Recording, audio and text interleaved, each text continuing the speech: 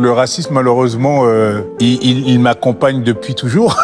Et ouais, il faut faire avec. Après, victime, j'aime pas le mot, je veux dire confronté au racisme, mais victime, déjà, c'est pas ma position. Je n'ai pas été victime du racisme, mais j'étais confronté au racisme. Je vais être très honnête avec vous, si on parle de racisme, je subis beaucoup plus de racisme en France qu'aux États-Unis. En France, il y a des visages qu'on croit connaître, des sourires qui rassurent, des trajectoires qu'on aime raconter, parce qu'elles nous arrangent.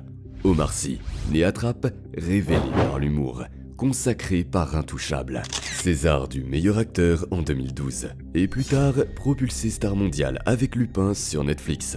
Pendant des années, on l'a présenté comme une évidence, la preuve vivante que ça marche. Le pote idéal, le voisin sympa, le type drôle que tout le monde applaudit. Il a même été classé personnalité préférée des Français. Et puis, un jour, il lâche une phrase qui fissure toute l'image. Je subis beaucoup plus de racisme en France qu'aux États-Unis. Je vais être très honnête avec vous, si on parle de racisme, je subis beaucoup plus de racisme en France qu'aux États-Unis. Comment c'est possible? Comment peut-on être l'un des hommes les plus aimés du pays et dire en même temps qu'on y subit davantage de racisme qu'ailleurs? Ce documentaire ne raconte pas seulement l'ascension d'un acteur, il raconte ce que cette ascension révèle. Parce qu'Omar Sy, ce n'est pas juste une success story, c'est un miroir. Et ce miroir pose une question brutale. Qu'est-ce que ça veut dire aujourd'hui être noir en France, même quand on est au sommet? Partie 1, le basculement vers Intouchable.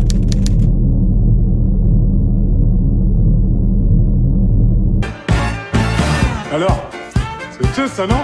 Ça c'est autre chose, ça c'est sûr. Ah ouais, hein? Appelez-moi par mon prénom, je réponds plus, là. Driss. Pendant des années, Omar Sy, c'est la télé. Un visage familier, un réflexe, une machine à faire rire. Et puis, un jour, deux réalisateurs, Eric Toledano et Olivier Nakache, tombent sur une histoire vraie, Intouchable. C'est l'histoire de Driss, un jeune de banlieue qui vient chercher une simple signature pour prouver qu'il a cherché du travail. En face de lui, Philippe, un riche aristocrate devenu tétraplégique après un accident de parapente. Contre toute attente, Philippe choisit Driss, ce candidat qui ne connaît rien au métier d'auxiliaire de vie, mais qui est le seul à ne pas le plaindre.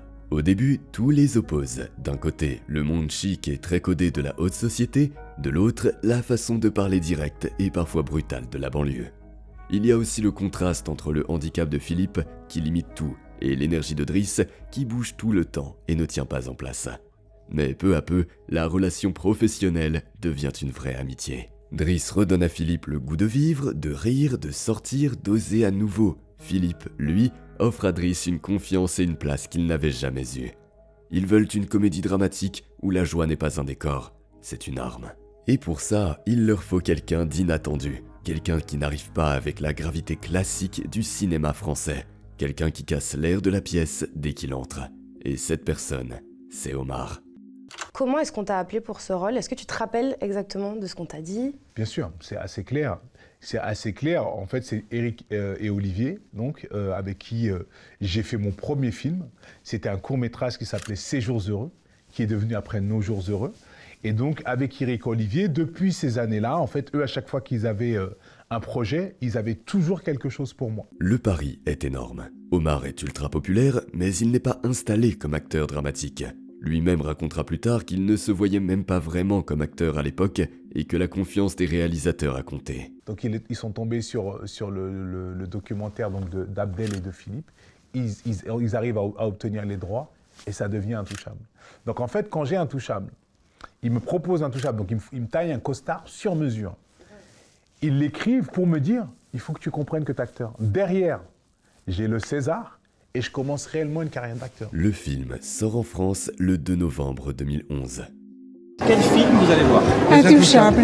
S'il y a de la place. Comme un cheval au galop, Intouchable continue sur sa lancée. Dans toutes les villes de France, le scénario se répète. Des files d'attente longues comme un jour sans pain. Même le dernier des Strapontins trouve preneur. Et là, c'est un raz-de-marée. Le public se reconnaît dans cette amitié improbable. En quelques semaines, Intouchable devient un phénomène national et finira à plus de 19 millions d'entrées en France. Omar Sy n'est plus seulement le gars du SAV, il devient le visage d'un film que tout le monde a vu et que tout le monde cite. Et puis arrive le symbole. Le 24 février 2012, Omar Sy reçoit le César du meilleur acteur pour Intouchable. Le gagnant est... Omar Sy.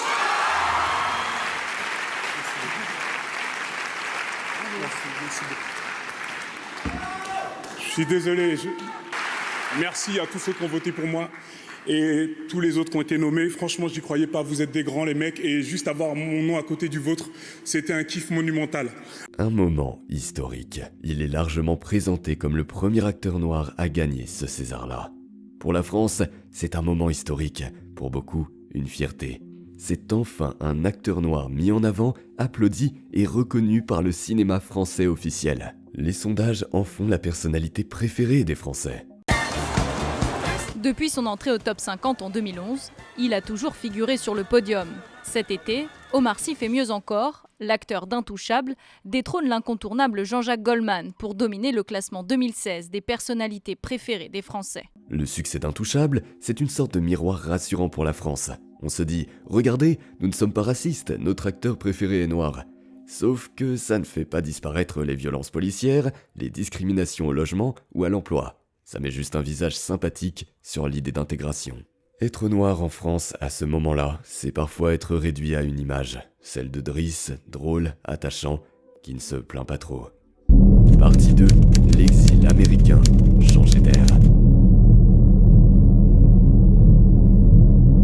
Un moment qui m'a beaucoup marqué, après Intouchable, j'amène mon fils à l'école, donc mon fils aîné qui s'appelle Tidiane, je l'amène à l'école et j'entends, ah tiens, c'est le fils d'Omar. Alors qu'avant ça, j'étais le père de Tidiane. Je me suis dit, merde, comment je vais faire en fait? Il y a un moment donné, il va forcément me détester pour ça. S'il peut même pas avoir de prénom, quoi. Donc ça m'a fait flipper. 2012, Omar Sy est au sommet en France. Intouchable a tout emporté. Il a le César, il a l'amour du public, il est partout. Et pourtant, c'est précisément à ce moment-là qu'il fait un choix que beaucoup ne comprennent pas. Il part.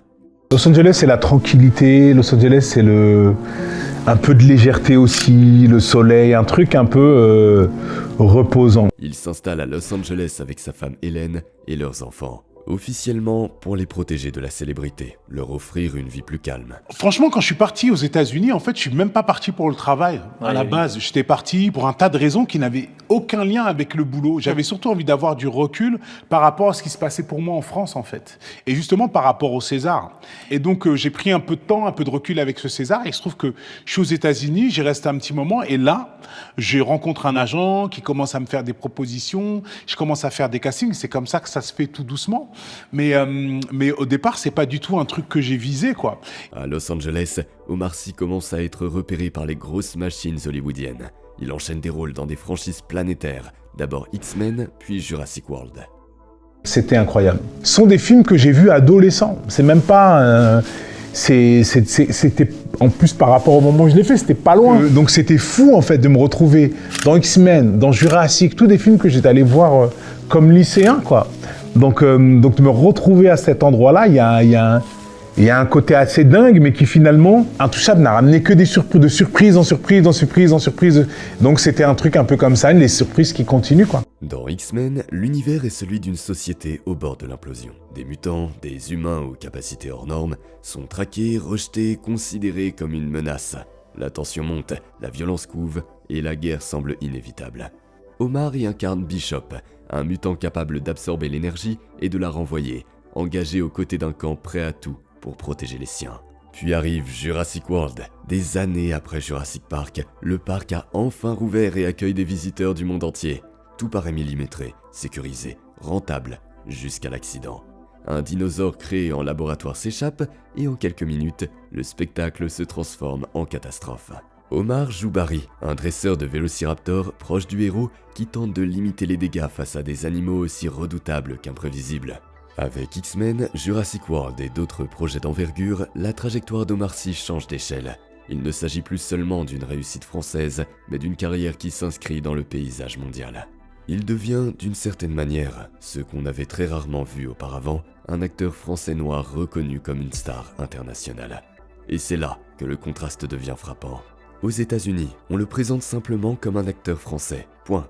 En France, on continue souvent de le ramener à une étiquette, acteur noir issu des quartiers. Ce décalage, à force, nourrit sa réflexion et explique aussi pourquoi il finit par parler publiquement de racisme. Quand il affirme qu'il ressent davantage de racisme en France qu'aux États-Unis, ce n'est pas pour prétendre que l'Amérique serait exemplaire.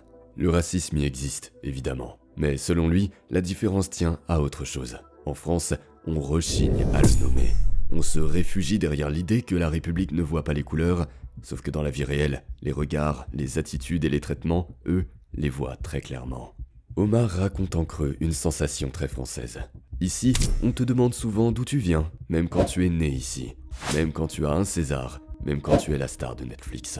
Comme si ta réussite ne suffisait pas à te rendre neutre, comme si tu restais malgré tout un symbole. Partie 3, George Floyd, Adama Traoré, la rupture. Le 25 mai 2020, George Floyd meurt à Minneapolis lors de son interpellation. La scène est filmée, elle fait le tour du monde. Et en quelques heures, quelque chose se fissure partout. Dans la rue, dans les médias, dans les consciences. Pour Omar Sy, installé à Los Angeles, ce n'est pas une affaire américaine. C'est un choc intime. Parce qu'en regardant cette vidéo, une autre histoire lui revient en pleine figure. Un nom français, Adama Traoré. Début juin 2020, Omar Sy participe à une marche à Los Angeles et publie un message. Il dit qu'il crie les noms de victimes américaines. Et dans le même souffle, il écrit qu'il crie aussi le nom d'Adama Traoré, mort en France après une interpellation en 2016. Au même moment, en France, l'effet Floyd agit comme un révélateur. Le 2 juin 2020, malgré une interdiction préfectorale, des dizaines de milliers de personnes se rassemblent à Paris pour Adama Traoré.